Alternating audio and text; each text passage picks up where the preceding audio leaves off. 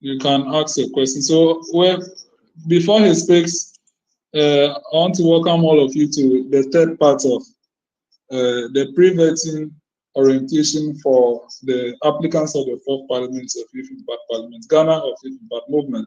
The first part was my presentation. I'm Jones Amegashie-Viglo, the speaker of Youth Impact Parliament, my presentation on everything. The second part was remarks from Honorable Aman Nodina and Honorable Adam Osman. And the third part is questions and answers from members from applicants. So the next question, Immortal, let's hear from you. Please ask your question.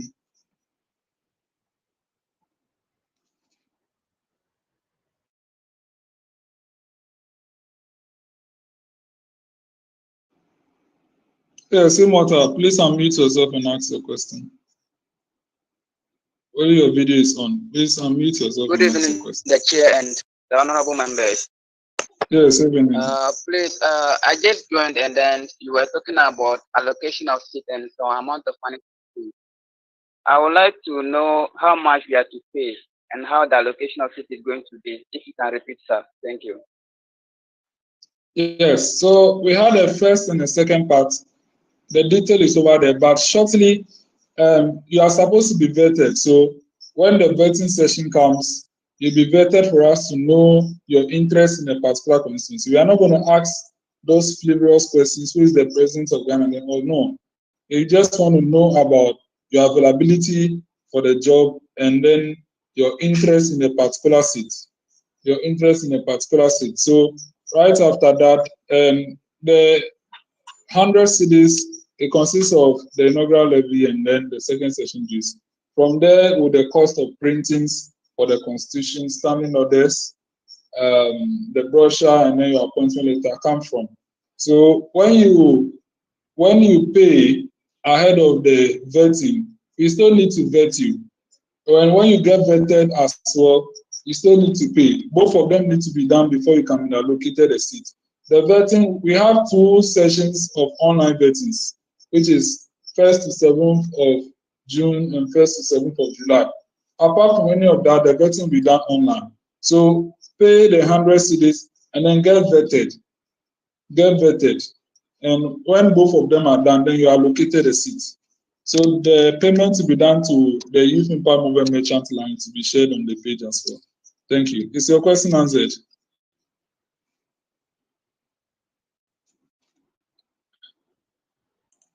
Okay. Yes, the chair. Yeah. I'm grateful. Okay. Thank you very much. Yes, Godfred, let's hear from you. Yeah, good evening, honorable members. Actually, I'm a new applicant, and regarding the payment, to find out whether you pay before the vetting or you vetted before you do the payment. Yes, you are allowed to pay before the vetting. It's not a problem. When you pay and you don't get vetted, we will still not allocate. And if you don't get vetted, we will refund your money to you. So you can pay before vetting, but before you are allocated a seat, you need to pay and then you need to be vetted. The vetting, I already shared the online one, but if you miss any of them, you can be vetted on WhatsApp. The Youth Impact Parliament contact will ask you some questions on WhatsApp, you respond, and then that's it. So those of you who miss the online one, you can just be vetted on WhatsApp, and after payment, the allocation is being done. Yes, so both of them need to be done for you to be allocated a seat. Okay.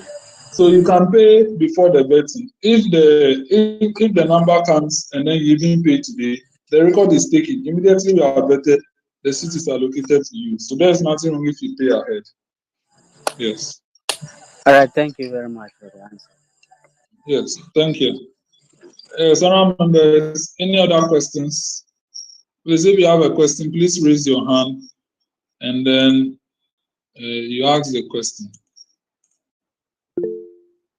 Yes, Mensa Eric Kwame, let's hear from you. Okay, thank you, sir. Thank you for the opportunity. I am asking the meeting. I've been having the notification on WhatsApp that normally it happens on who.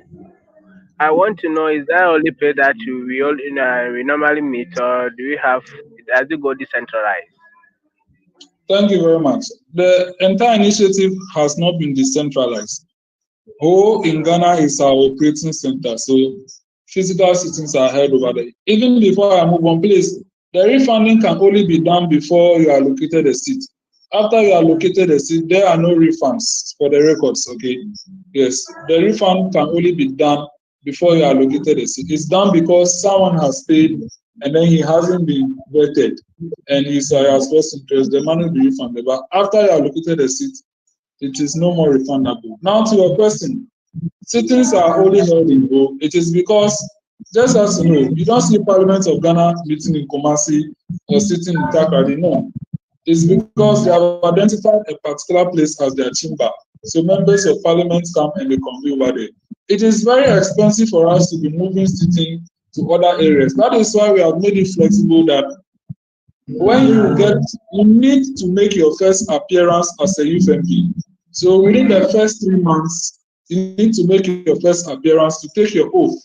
So luckily for you, we have integrated virtual meetings. So those of you who are very far who cannot come for the physical meetings, the virtual sittings ensure that you attend and you take your oath. So after every 2 physical sittings, you hold 1 virtual sitting. Every 2 physical sittings, you hold 1 virtual sitting. The only case that the virtual sitting will not be held is when both houses are sitting together, a joint sitting. But the virtual sitting will be held when the Senate is sitting differently. Yes, but after every 2 physical sitting, we hold 1 virtual sitting. So take note, those of you who are far away, who cannot come, ensure that you don't miss the virtual sittings. We are trying to make this as flexible as possible, but the sittings are only held in Ho because that is our operational grounds. Thank you. Thank you, Honorable. Thank you so much. My question is answered. Great, fantastic. Please, any other questions? If you have a question, please raise your hand. And then. Yes, let's hear from Godfred. Yes, Godfred, let's hear from you.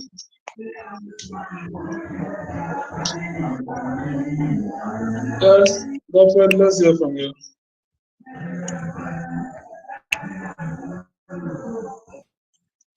Oh, Godfred, you don't have a question? Yeah, sorry. Thank you for the opportunity. My question goes that, like, I want to find out the allocation of seat or constituency in case an applicant has applied but couldn't indicate a particular constituency for his or herself. During the vetting or after the vetting, will the house allocate any constituency for him or her, or like be considered a particular constituency where he or he prefers to be allocated? Oh, okay, okay. Yes, if that seat is vacant at that point in time, it will be given to you. But if that seat has been allocated to someone, we cannot tell the person that you want that seat, so we give him another one. No. So that is why if you really want a seat, don't miss the first session of vetting.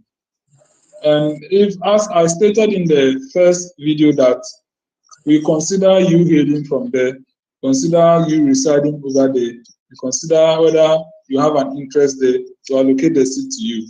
But before all of those things, when there is an incumbent MP who reapplies, the incumbent MP will get it because just as it is at the national parliament, incumbent MPs on most occasions win. So it is in that scenario. So in the case that that constituency is vacant at that point in time, and you have paid your levy and you have paid your dues, it will be allocated to you. There are 222 seats. 220 seats. So if that constituency is vacant at that point in time, it will be given to you. But if it's not vacant, you'll be given neighboring constituencies that are vacant. Yes, you'll be given neighboring constituencies that are vacant. Yes. Are you okay? Yes, please. My question answered. Thank you. Thank Yes, you. Mansa Eric, let's hear from you. Yes, Mansa Eric, let's hear from you. And I will. Now, Yes. yes, thank you. I want to find out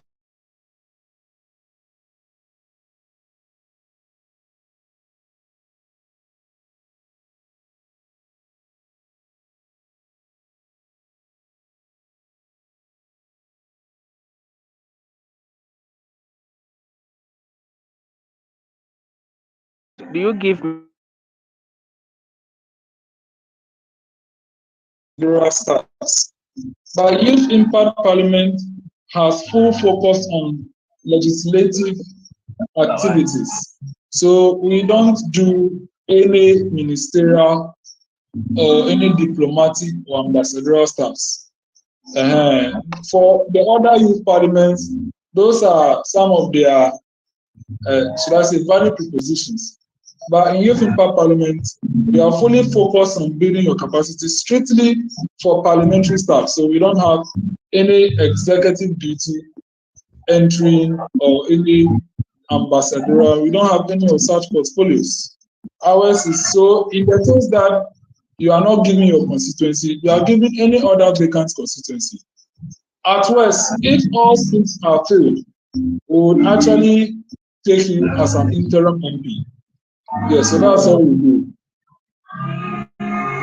Thank you so much. Thank you. Thank you. Yes. Thank you very No much. more questions for now. Fantastic. Yes. So our participants, any other question? Do you have any other questions? Do you have any other questions? Please, if you have a question, raise your hand and then ask. Godson, Teteje, Godfred Amevo, John Peter, Innocent, Pizarro, Nate, Osman, Emmanuel, Adam. Please, if you have any question, raise your hand and ask right now. This is the time you can ask questions and clarify. You can even ask questions into when you become a youth MP, what happens? You can ask those questions. Yes, you can ask, no problem about that. Yes, Mensa, let's hear from you. Then I think I'm disturbing a bit, but please give Oh, me the no opportunity. problem. Ask your Okay. question. Thank you. Then please I want to ask, if you are given opportunity as a youth MP, how are you going to work with the assembly and the current MP in your constituency? How are you going to help us to recognize by them? Okay, thank you very much. What we do is we provide you with an appointment letter. For those of you who cannot come and you pay, if you request that the appointment letter be sent to you by it being scanned, we'll scan it and send to you.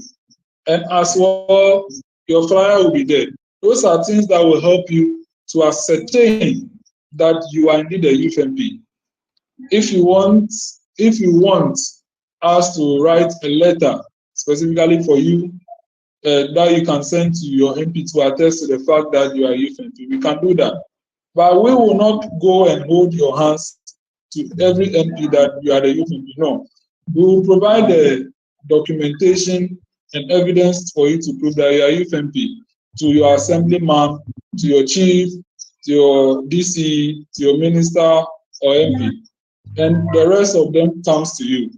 So we'll provide all the necessary documentation and evidence that you are a youth MP in this house representing that constituency. The rest is to you to get that recognition and work with them. But mind you, the work is in Parliament, so we don't mandate our youth MPs to do a project in their constituencies because your job is a legislator and not a development officer. So unlike what other youth parliaments do that you must do something in your constituency, no.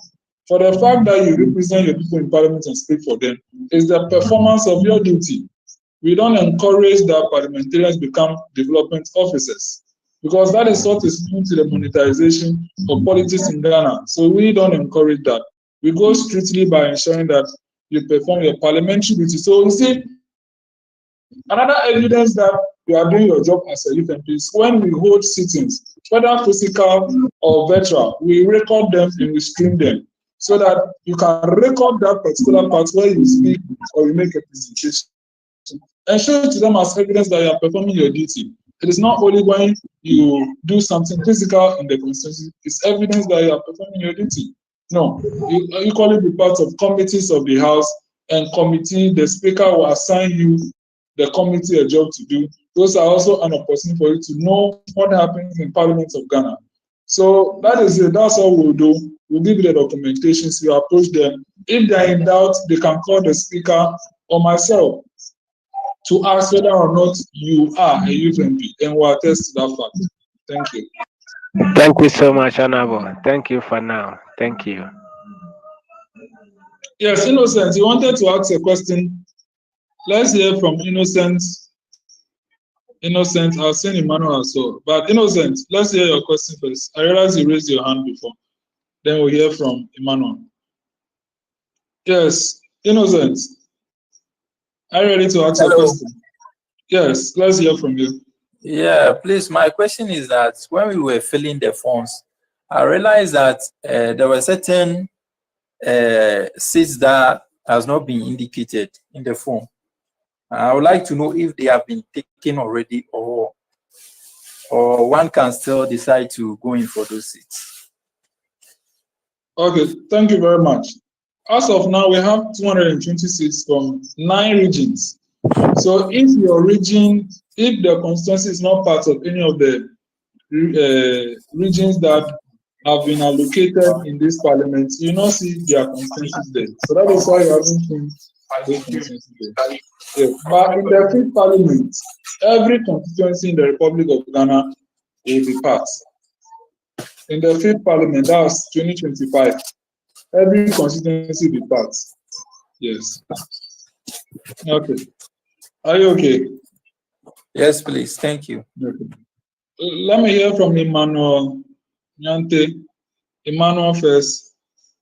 Emmanuel, let's hear from you. Right, Honorable Speaker.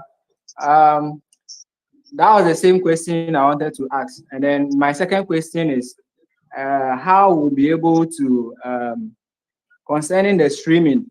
You know, sometimes when I follow all the social media handles, you see that it's only 4, 5, 6 people that have followed. And if all the MPs, okay, are actually involved in this, at least we can also share these links, and then we will let people to get on board to know what actually we do.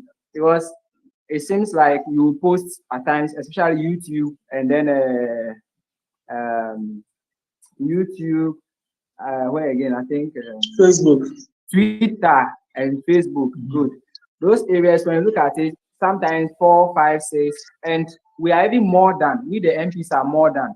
So if we can, you can assign to us that it should be a responsibility after every sitting, and we post those things, and we also try to share it on our social media handles. I suggest it will be one of the best things that we can do to improve upon the next parliament. Yes, thank you very much for that suggestion. As a matter of fact, it's the duty of the youth MP to promote our social media handles. When you check the standing orders, the duty is there that you should follow our handles and share our stats. You see, if you don't share what goes on in this house, no one will know.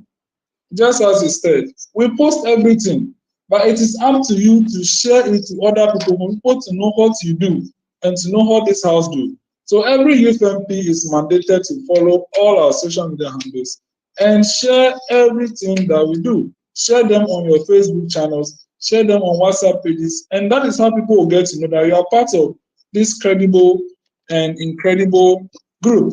So please, youth MPs, please try and follow all our social media handles and share our stats. You know, our publicity team is doing very well. Yeah, so it's up to you to magnify their voices. It's up to you to magnify their voices. So let's hear the next question from Godfred before Eric Mesa. Godfred, let's hear your question. Yeah, my question is a follow-up question. Like, I want to know, as an applicant for a particular constituency, do you mean, like, do you have to be a resident or a voter in that particular constituency before you considered a member? Or Okay, thank you very much. So when it comes to allocation of constituencies, as a matter of fact, not all youth MPs hail from their constituencies. Not all of them have a vote there. But when you are only one applying for that constituency and the other applicants, we'll give it to you. But when there are more than one applicant, that is where we have to make a choice. So in making the choice, we first consider, is one of you the incumbent? If none of you is the incumbent, then we go to the next thing. Which of you hail from that constituency? If one hails, we'll give it to that person. But if none of you hail, then we'll go next. Which of you resides in the constituency? If one resides in the constituency, we give him. But if none of you resides, then the next point that we'll have to use is your presentations. You need to now listen to your presentations for your bid, and then the panel can now choose one person for that constituency. So you don't need to hail from a constituency. But I've just shared with you, for transparency's sake, how we will choose, because we need to be fair to everyone. And these are the things that we have considered in choosing the people. Yes, because we need to be fair enough. So this is how we used to choose. So when you have, none of you are incumbent MPs, none of you are, incumbent for that constituency, incumbent for that constituency, when none of you hail from there, none of you reside over there. The next point is, we listen to your presentations while you want there, and we'll choose one. You can as well go and look at your CV if you have uploaded it. Go and look at the commentary that you made, and then how you defend yourself. For us to choose one person for that constituency. Yes, so that is how it's going to go. All right, thank you. My question is answered. Thank you very much. So let's hear the next one from Mensa Eric.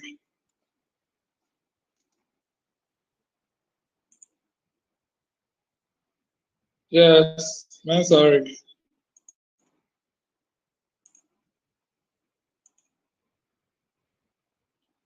Yes, Honorable Mensa Eric, please unmute yourself and speak. Okay. Sorry, Mr. Speaker. Mr. Speaker, can you hear me now? Yes, I can hear you. Thank you, Mr. Speaker. I'm saying I'm having similar situation here at a Kropon constituency, that's a Krapim North constituency. I learned that I'm having already an MP here, that's incumbent MP. And I wanted to know, if I am passed by the vetting, how are you going to handle both of us? And if you have more than two applicants, how are you going to handle us? This is my question, Yeah. Mr. Speaker. Well, thank you very much. I answered that question in the first part. As I said, I'm not sure the incumbent is going to apply again. I know him. If you apply, he might not apply for Aquapin South. He might not apply for Aquapin South. So if he doesn't apply, then we'll choose you. But if there are more than, if it's you and someone else and there is no incumbent, then we'll start looking at those criteria. Which of you hail from there? Which of you reside over there? If none of you reside, none of you hail from there, then from your presentations, we'll give it to one of you. Yes. All right, sir, Mr. Speaker. Thank you so much. Thank you. Thank you very But much. for a piece of information, our residence here, this is where I've lived ever since. Oh, okay, okay. So in that particular circumstance, you see, sometimes even if the person is the incumbent, in the current parliament, not everyone who hail from the constituency was given such a constituency. So in the case that there's a new applicant who hails from there, resides over there, and you, the incumbent, don't reside, we can decide that we'll give it to the new person, and you, the incumbent, will give you another seat. Because as much as possible, we want people who hail from their constituencies representing their constituencies. So in that case that the incumbent does not hail from there, doesn't reside over there, we cannot still give it to him whilst you are there. So basically, that is why we need to hear from you even after you pay the levy. We Thank you, still need Mr. to hear from you in order to properly pick someone befitting to represent such a constituency. Yeah. Thank you, Mr. Speaker. Thank you so much for your effort. Thank you so much. You are blessed. Thank you. Thank you very much. Yes, honourable members, any other question? Well, if there are no questions, then we'll receive closing remarks from Honorable Adam Osman, the UPMP for Shaman and chairperson of the Committee on Foreign Affairs. Because you can see Minister, Honorable Minister, on this app. Who? Honorable Hart? Yeah, please, he said, oh, Mensa is done speaking. It's the reason why I've called you. He hasn't just laid his hands down. He's done speaking actually. Yes, so you can give the closing remarks. Okay, thank you very much, Mr. Speaker. Today's orientation has been a successful one, and we thank everybody for taking time to join this orientation. It's because of you that we organize this orientation. For you to be abreast on how YIP operates, its structures, how the vetting will be done, and what to expect during the inaugural session, and how to fulfill your financial obligations. So I want to thank the Almighty God for making this a success, and a greater thank you to you who have made time to join this orientation and for making it a success. I hope to see you all at the vetting, and we should meet in the house when the house is fully negotiated. Thank you for the opportunity, Mr. Speaker.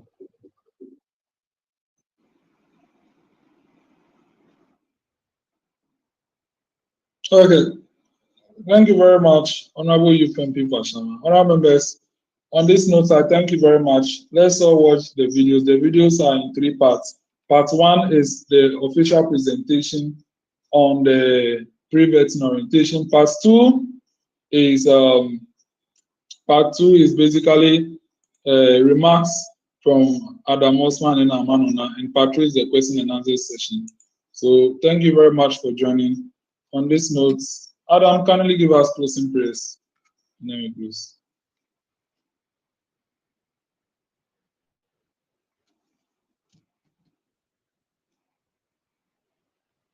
Okay, I think he left. So, in the name of God, the Father, the Son, the Holy Spirit, we thank you for this particular program. We are started in God and we are ending in God. In Jesus' name, amen. Now, members, do have a nice day.